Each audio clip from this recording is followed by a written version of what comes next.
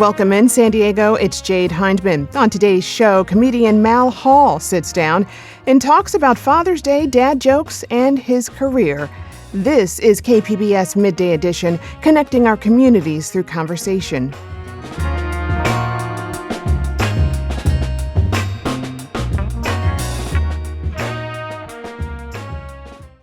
Father's Day is Sunday, and we often talk about some of the more serious aspects of fatherhood this time of year, but we wanted to lighten things up today to focus on dads and humor.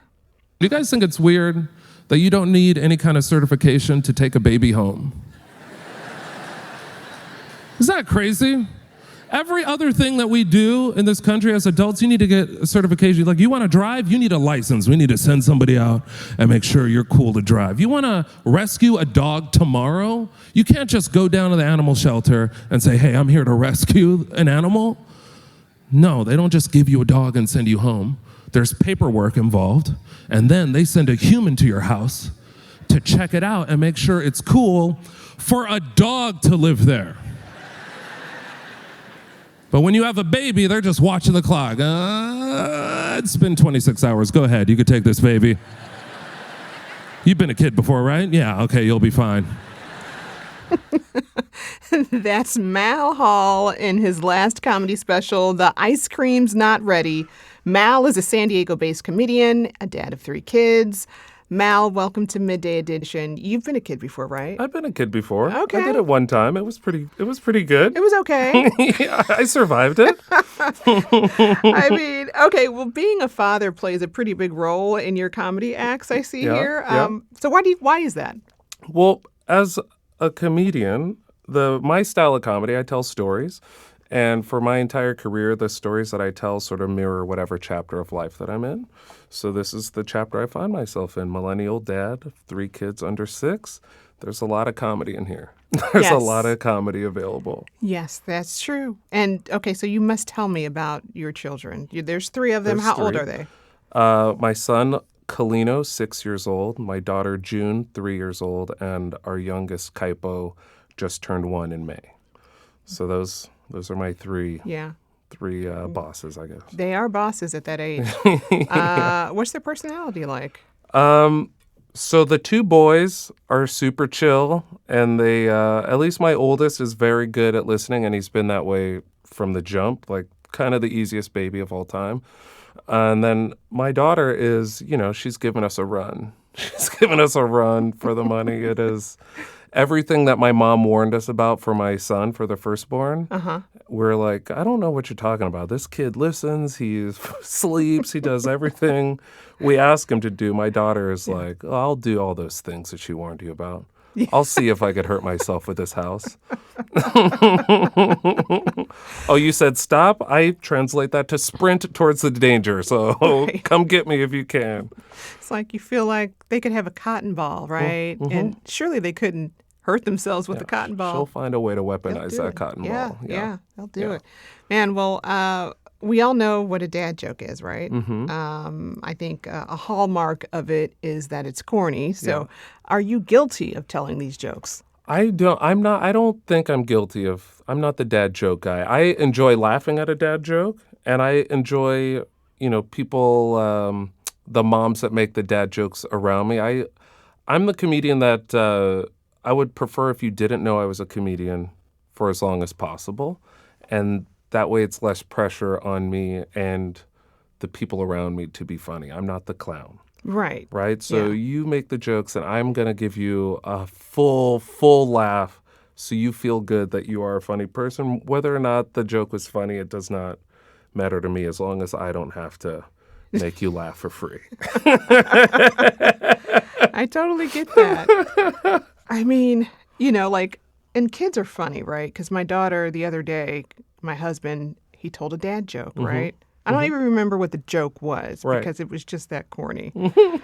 But I laughed, and we're just laughing. And my daughter, who's 5 years old, she's sitting there and she goes, that wasn't funny for me. What else you got, Dad? Right. Like, so matter of fact, that wasn't funny for me. Yeah. Is what she says. So, I mean, I mean, do your kids think you're funny at all? I think my kids think about my son, the oldest, tells me I'm the best dad and he thinks I'm funny. But the bar to making kids laugh outside of your daughter apparently is very low. It's low. Any mention of butts or farts and you're full standing ovation like I'm Pryor in the house if I have a good butt joke or fart joke. All the is true. kids seem to love that for now. Yeah. And the 1-year-old, you just blow on his belly and he like, thinks he's comedy great. genius. Well, you grew up in a rural part of San Diego here. Your father's Black, your mom Japanese American. How has your background and your experience growing up shaped your approach to parenting and even humor?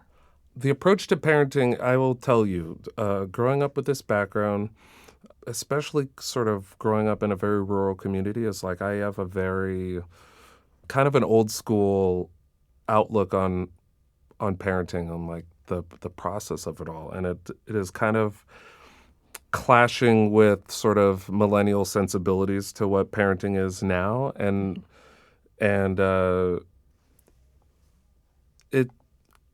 that's where the source a lot of the comedy comes from, is like just the juxtaposition of like how we were raised, our generation of kids was raised compared to like how we're parenting. It's like that's where I'm finding most of the jokes. It's like on, field trips with other parents and going like, oh, well, I was raised this way, so I'm raising my kids this way because I feel like I turned out pretty fine, but why are we, we're all doing it like this now?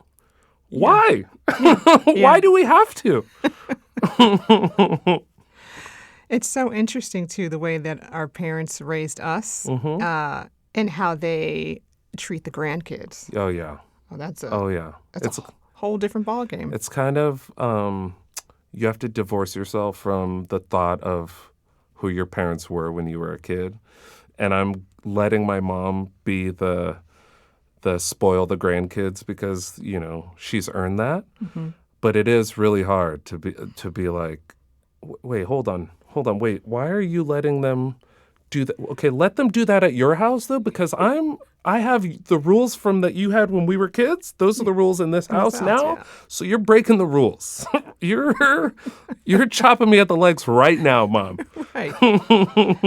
All this cutting the crust off the bread and everything they're doing. I'm like, I'm not doing that in my house. Yeah. This is like blowing my mind because literally this past weekend, I had a full, like, not argument, but just conversation with my mom about how we don't cut the crust off of the bread. She's like, well, I cut the crust off of the bread every time they eat bread. And I'm like, well, why? The crust is part of the bread, and it's a step in making the sandwich I don't want to do. Right. So also bread costs money. You're wasting my money. Yeah. Keep the crust on the bread. They don't care. They don't care. We got to let them have it, though. Yeah, that's true. They've earned it, like you said. They've earned it. Well, you mentioned these generational differences in parenting, and you own that you are a millennial parent, but aren't very proud of that. What do you find funny about millennial parenting? I just think, I don't know. I wasn't at the meeting when we decided to change all the parenting rules. And so I just feel like the change from like the parent being the authority in the house to the parent collaborating with the child is kind of hard for my brain to accept. I just come from that's the thing that blows my mind the most is that the parents, we as millennial parents ask our kids sincerely what they want to do, what they want to eat, where they want to go. And as a generation, we feel like we're bad parents or we're abusing our kids if we don't then fulfill every answer that the 3-year-old, 4-year-old kid requested. And it's like, I don't know, it blows my mind. It's nails on a chalkboard, and it's like, that's where the comedy comes from. So when you see my show, there's like a lot of frustration, but it's like, but it's just kind of, it's just pointing out, I just ask why a lot. Like, why is this? And there is a good percentage of millennial parents that leave my show not making eye contact with me, which makes me feel good, to be honest. I made some people think tonight. I like that. Oh my gosh, you'll own that too then. So you're not down with the gentle parenting thing? No, I'm not down. Yeah. I tell people I'm trying to raise my kids not exactly how I was raised, but I'm taking 75 to 80% of it. The 20%, we can adjust that. I think 20% is a smart amount, but we're making wholesale changes to the principles of parenting, and it's just I don't agree with it. Right. I think it's hilarious. It is. It is. What do you want for dinner? They don't know. Nutella. Yeah. Yeah. You want ice cream? Ice cream with Nutella for dinner? Coming right up. Right. It's how it goes. Yeah. It really does. Oh, Every trust time me, because I ask. Yeah. She doesn't give the right answer. So No, it's never the meal that you spent 2 hours to make that they No. want. It's like, can you air fry something? yeah. Yes. Yes. So on your comedy and judging parents earlier, because that's what you do. You're judging the parents. Earlier, we heard a clip from your last comedy special, and you are finishing up a new one. So let's take a listen to that. I was lied to. I found this out recently. I'm an on-time parent. Like, you don't have to have kids to know the parent. You guys know these parents that feel like they have one baby and they could show up 30 minutes late to everything? They show up late to the thing and they just point at their baby and look at you and they go, oh, you know how it is. I always stand there confused, like, did the baby drive or what is the... You're late, dude. You're in charge. We hate you, not that baby. Mal, That's you. I don't appreciate that joke.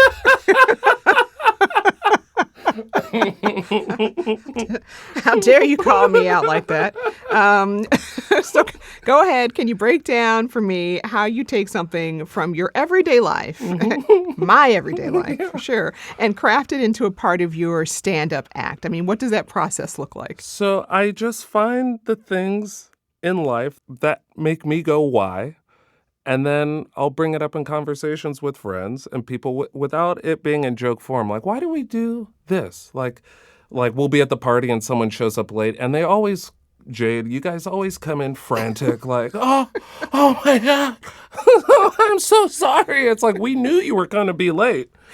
And then the excuse is, oh, you get it because the baby and the baby. And it's like, I don't get it, because we somehow figured out a way to get here on time. We had the 3 babies, but we also still retain the ability to read a clock and respect other people's time, So we found a way to get here on time. It's because you don't do the gentle parenting I thing. don't. You don't fool with that. No. Hey, 2 minutes. We're out of here. That's Hey, the difference. if you want to wear shoes, you should put them on because 2 minutes, the plane is taking off. We gotta go. Okay. I'm writing this down. I'm taking notes here. Go. Our parents didn't ask us. They didn't. And we turned out fine. Look at you. You got to work on time today. Mm-hmm. Yeah. You're here. I'm here. But yeah, then we become parents and it's like, well, we can't come because the nap schedule falls right into the time that you made the plan. So do you mind as a group of adults, do you mind switching all the plans? Because my baby will not survive for the next, who knows if they don't have their nap today. The child is not going to act right. The child will be fine.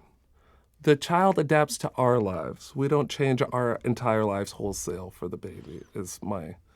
All right. Jade and I, we could crush a few bottles of wine discussing this, I feel. That's where a lot of the jokes come from. It's like, I just don't... Right. Have you ever done like an intervention No. with anyone? No. Another parent? No. I will tell you, I feel like I am self-conscious that like my friends know what my act is like now, and they have young kids, and so I feel like I don't really, I try not to base a lot of the jokes off of the people that I know because I think they will know and they'll feel a way about it. And something that I say all the time is like, there's some unspoken rules to parenting. One of them is like, you're not allowed to tell people how to do it, which is true. We all get to do it however we want to do it. But it doesn't mean it's not funny. So I just I try to change the names of the people as much as possible and the situations as much as possible because my friends are great comedy writers and they have no idea. See. Yeah, you can't play with that one. Yeah. See, okay, so how did you get started in stand-up? I would imagine like getting up in front of a crowd with the goal of making people laugh and relating to everything that you're saying can be intimidating. So what made you want to take that on as a career? Yeah, I do tell people this is my favorite job I've ever had, but the hardest job I've ever had. I've been, telling people I'm a comedian, paying my bills as a comedian since 2010. And I got into it just kind of by accident. Like I was trying to become like a sports anchor for ESPN. And so going to college for communications, I had to take an internship. So I was at a radio station, and the morning show guy I was working with did stand-up before he did radio. And I was like, I came from a small town. I don't know how to start. Like, how do you start being a comedian? And he's like, just get a notebook, and wherever they'll let you speak, like write down all of your funny ideas, and then find wherever they'll let you speak and find out if those ideas are funny. And I remember the first time I tried, it was a 5-minute set that I had rehearsed for weeks, and I did it, and it was like really... it was a rush and a high, and I've sort of never quit after that. Like I ended up dropping out of school to pursue stand-up, and I got very lucky that my style and my style and material was well-liked early, and I was able to quit all of my part-time jobs 3 years in and like start touring as a comedian. So I really, like, it found me. Comedy found me. Comedy found you. Me. Now I'm here. Now I'm here judging people on a professional basis. Well, I mean, what's the best thing about fatherhood to you? The best part about fatherhood is like I think watching your kids achieve things is kind of the most fun part to me. It's like you're watching a person that has your face, figure something out for the first time. Everything, especially when they're babies and like your very first kid, it's like really wild as a human to watch another person like discover everything for the first time. And I feel like when you're, especially at this stage of parenthood that I'm at right now, is like this is the whole foundation for this person, is like them discovering all these new things, and how many discoveries can you facilitate for your kids is like kind of the most fun part of it. And it kind of makes you, I don't know about you, but like I feel like I started to appreciate little things more that we see every single day, and it's just like, we've seen it 1,000 times, so we don't register it as something interesting. But then you think about it from your kid's point of view, and it's like, this is super cool. It's like there's a lot of stop and smell the roses moments with your kids, And I think like the thing that I enjoy is like I work, for an hour at night, so I'm around during the day, and I have time to like stop and like almost rediscover roly-polies. When was the last time as an adult that you just picked up a roly-poly and had it crawl up your arm? This is like a child experience. And then you do it when you're a little kid, and then you, as an adult, we're not picking up roly-polies. And it's fun. It is. It's super fun. If you're listening to this right now, go in your yard. If you live in an apartment, find a strange yard. They won't mind if you play with pick up a rock. The roly-polies are under there, and just let it roll around your hand a little bit. Make sure it's a roly-poly, though, right? Yes. Do you think that joy that you find in fatherhood is really what connects your comedy to so many audiences? I've never thought about that, but I'm sure it is. It's like there's a real spirit of nostalgia that I think I bring to my show, because a lot of it right now is about parenting. By the way, the new special coming out soon is called What Are We Doing Today? That's the name of the special. But there's a lot about parenting in there. But you don't have to be a parent to enjoy my show. What I'm finding is like people will come up after the show and they go, I don't even have kids, but I enjoy the show so much. And I think it's because, like we joked about at the top of this interview, like they were kids before. I'm not only talking about being a parent, I'm talking about, do you remember when we were kids, we did X, Y, Z? And I mean, I'm enjoying writing a lot of these jokes because it's forcing me to reminisce and remember these sort of things that happen. And I think as adults, we get so caught up with, our day-to-day, grind that we're all in, that we don't really we don't connect dots on certain things from our childhood. So like when you're at a show, enjoying your 2 drinks and watching these comedians you've never heard of that are blowing your mind with these jokes, it's like, oh yeah, drinking from the water hose. The first 30 seconds why was it that hot? And like, it's connected to a joke that I have about my current parenting life, but that little moment is like, I haven't had a drink from the water hose in so long. And it just, Yeah. And it just goes on from yeah, there. yeah. That's great. Would you drink from the water hose now? Yeah, I definitely do. Do you? Yeah. All right. That's cool. Everybody listening right now is like, Jade does not think that's cool.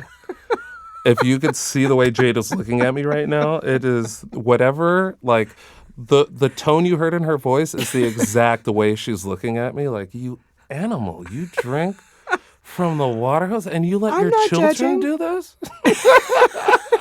No, I'm not judging. Not at all. No. My name is Jade. I live in a Stanley household.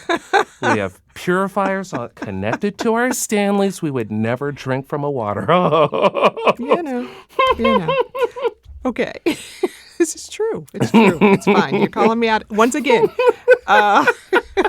So you're headed out, right, for Father's Day? Yes. Because this is the comedy special that you just mentioned, correct? Yes. So my special, What Are We Doing Today? I just, we shot it last September at Lulu's at the Lafayette Hotel here in San Diego, which is like super cool. If you haven't been there, super sweet, like 1920s jazz club and cool vibes, and was able to shoot my special there. But now I'm like headlining this special around the country between gaps of like the Angela Johnson tour that I'm also on. So it's like I'm taking all the headlining shows in between all the main support shows, and this week coming up happens to be one of them. So I'll be in Plano, Kearney, Nebraska, Denver, Colorado, Keystone, Colorado, and then Houston on Father's Day doing my hour show, and then I turn 41 on Tuesday.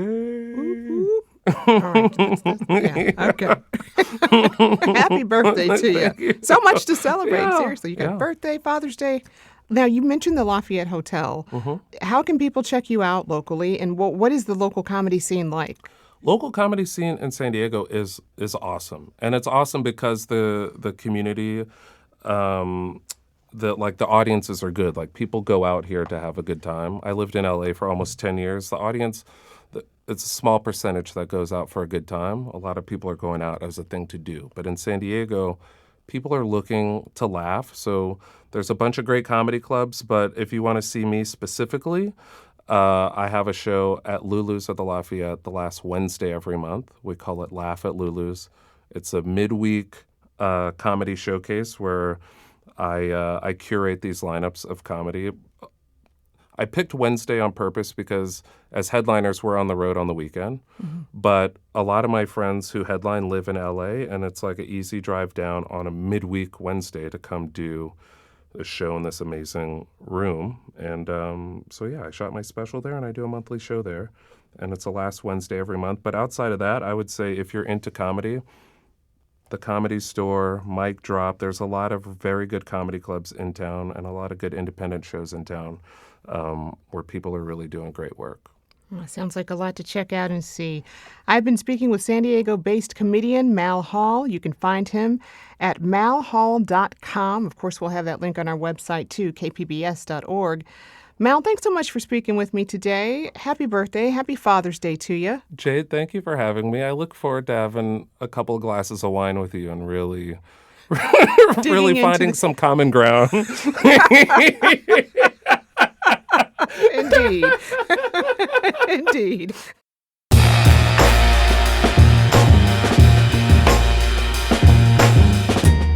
That's our show for today. I'm your host, Jade Hindman. Thanks for tuning in to Midday Edition. Be sure to have a great day on purpose, everyone.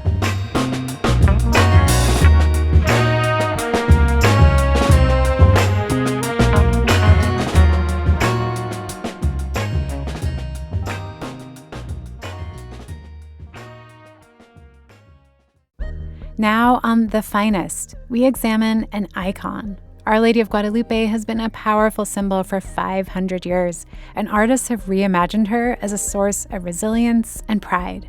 Listen now wherever you get your podcasts.